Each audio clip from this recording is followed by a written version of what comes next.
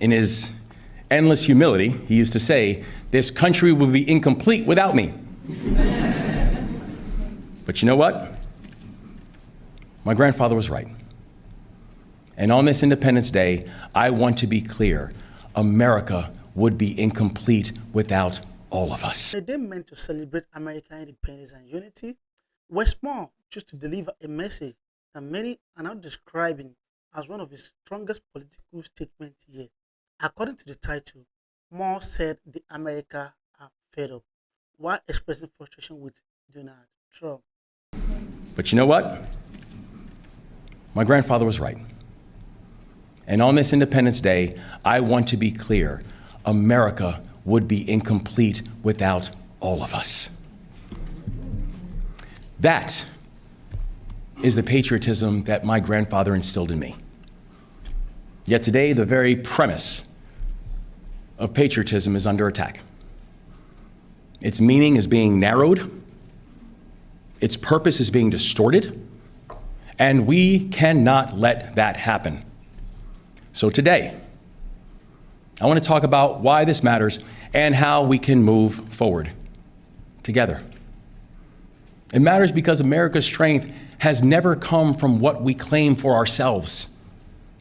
It has always come from what we give to one another. We are a nation of strength because we are a nation of sacrifice and a nation of service. Our ancestors refused to give up on the hope of America, even when America refused to extend its full promise to all. They could have decided this country was too unequal or too unforgiving to be worth the sacrifice. But it was the women who served as the greatest conductors of the Underground Railroad in the Eastern Shore who led their families to freedom. It was the women in Baltimore who worked in factories while their husbands went to war. It was the young lawyers at the NAACP who argued in front of the Supreme Court that separate does not mean equal. It was the ministers and the rabbis and the imams who left their pulpits and their synagogues and their temples to provide comfort to those who had never seen it before. It was the union steelworkers who prepared our nation for war, and it was the nurses whose hands that healed a nation seeking peace. They were patriots. And instead of yielding to the injustices, they fought for freedoms that they themselves might never fully enjoy. Because patriotism is not simply pride in what America has been. It's taking ownership for what America can become. That is the work of patriotism. Patriotism is neither passive nor performative. Patriotism is not selfish. It is selfless. But today there are those who will use patriotism to justify pulling books from schools and rewriting history until it comforts those in power. In reality, that's not patriotism. That's nationalism. And nationalism is not an extension of patriotism. They are not interchangeable. There's a difference, and it does matter. Patriotism asks you to fight for values and an ideal. Today's version of nationalism asks you to fight for a person or a group.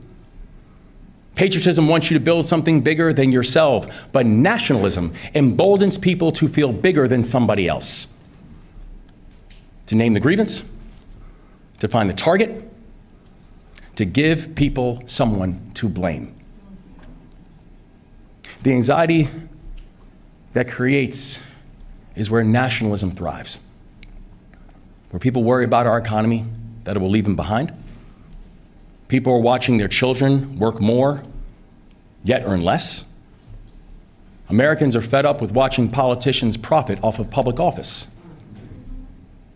Too many feel that our politics has become tribal, that our political system once felt like a gift, but the politics of today feel like a grift. Too many watch as military conflict starts to feel like a conquest, where those who wear the uniform are asked to do the impossible, and those back home are asked to pay for the unnecessary. Starting a war without a purpose is not patriotic. Ending a war without achievement is not victory. And telling soldiers and sailors and airmen and Marines otherwise is not leadership. It's actions like these that make people increasingly skeptical. And that skepticism is not unfounded. That skepticism is not unpatriotic. The truth is, I still harbor skepticism, and I'm the governor. Skepticism can be our companion, but skepticism can never be our captor. So how do we move forward together? Not by putting our heads in the sand, not by hunting for someone to blame. We move forward the way Americans always have, by doing the work to make things better. Where patriotism asks us to see our humanity in each other. It asks us to fight, not just for what's in front of us, but it asks us to fight for what we see when we close our eyes. It asks us to do what those who came before us did, to fight for the hope of a future, even if we will never see it. To know that our neighbor's pain is our pain too. To know that the person who speaks a different language holds the same aspirations that we do. And that the person returning home from incarceration deserves the same second chance that we were given. To remember that God's grace is not only offered to the saint, God's grace is offered to the sinner too. We've come through a civil war. We've come through the Gilded Age. We've come through Reconstruction and the Depression. What has sustained this country, though, is that through every one of those trials, there have been people who believe that this union can be made just a little more perfect. It's veterans like Major James Capers. And as he told me when I had the chance to speak with him, his path to service in the Marine Corps all started at Carver Vocational Technical High School in Baltimore City, Maryland. Where in 1967, when his reconnaissance team was ambushed in Vietnam, he was hit again and again. He kept directing fire and protecting his men. The rescue helicopter was too heavy to lift off. And Major Capers gave the order to leave him behind. And his Marines refused. Every single one of them made it out. And just a few weeks ago, the President of the United States awarded him the Medal of Honor nearly 60 years after he earned it.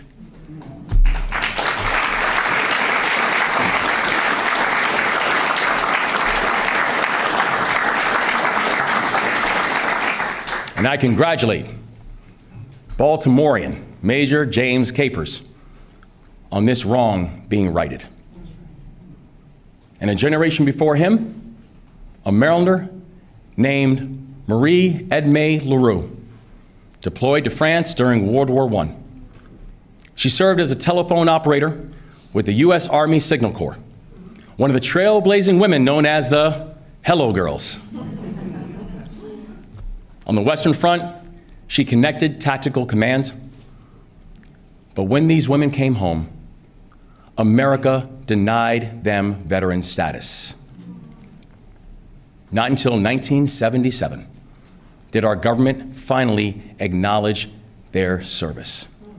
And a century later, Congress awarded LaRue and the Hello Girls the Congressional Gold Medal.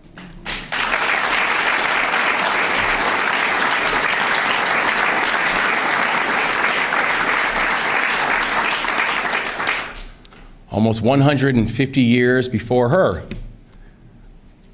a Black and Indigenous soldier named Prince Ames fought at Lexington and Concord and Bunker Hill. For nearly 6 years, he fought for a country and a cause that did not yet include him, but that he perhaps believed maybe one day it would include his children, and maybe even his children's children. And today, in a building that was partially built by the hands of enslaved people. I, his great-great-great-great-great-grandson, now serve as the first black governor in Maryland's history.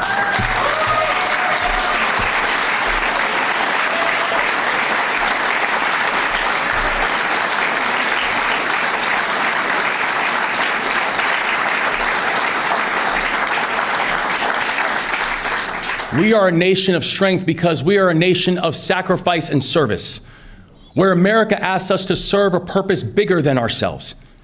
And I believe deeply that service will save us.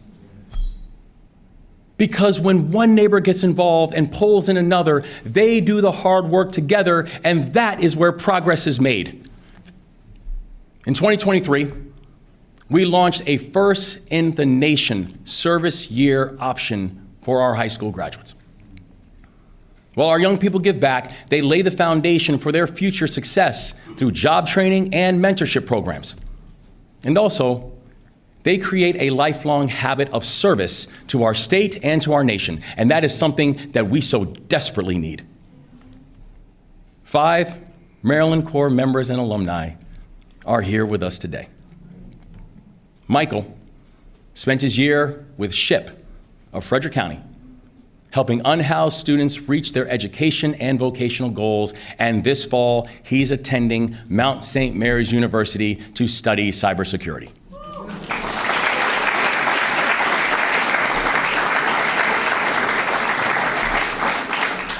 Crystal grew up in a military family. And after her service year, Crystal chose to keep serving Maryland, and today she's a technical library assistant at the Department of Legislative Services, just steps away from this very State House. And she will tell you that service is in her blood.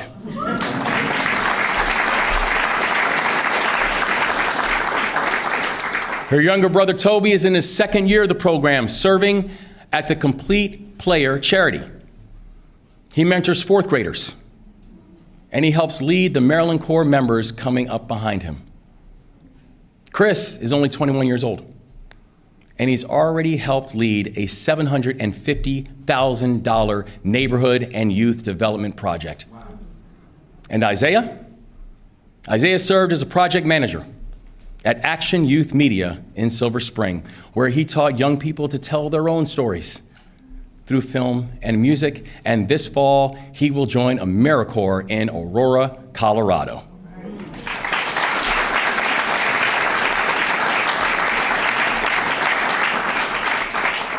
To Michael, and to Crystal, and to Toby, and to Chris, and Isaiah, and all the other young people who are leading the way, thank you. My grandfather was maybe the most patriotic person I've ever known. I joined the Army at 17 years old, and I remember the pride that he had in my decision. He taught me that true patriotism is not a passive activity, because your love of country will be tested in both big ways and small. And while I was serving in Afghanistan with the 82nd Airborne Division,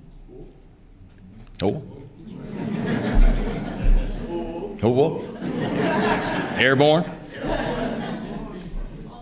all the way. And while I was serving with the 82nd, he passed away. And the last gift that he ever gave me was a Bible. It was a Bible that I carried in my flak vest the countless times that I had to leave the wire. And inside it, he wrote 4 words: have faith, not fear.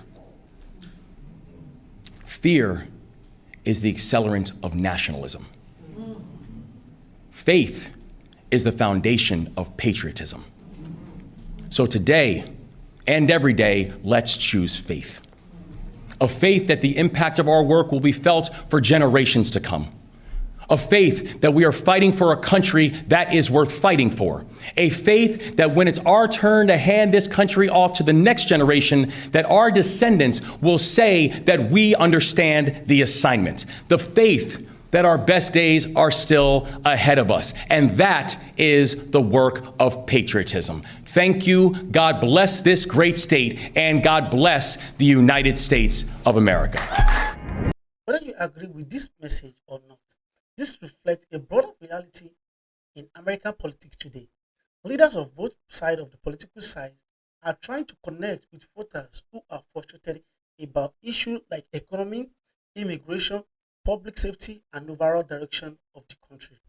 What's interesting in the July 4th speeches are usually focused on patriotism, unity, and the country founding value. So when a political leader uses platform to criticize a prominent political figure, it naturally draws attention and spark debate. Supporters may see more comments as speaking honestly about the country challenging and holding powerful leaders accountable. Critics, however, may argue that Independence Day should be should be about bringing Americans together rather than highlighting political division. This is exactly why the speech is making headline. It's not just about one political criticizing another, it's about two different visions of American future. As the country continues through another highly charged political season, speeches like this are likely to become even more common, with each side trying to persuade voters that the vision is the right one. The bigger question is, are Americans truly as fed up as the speeches suggest? Now, I would like to hear from your perspective and see you in my next video.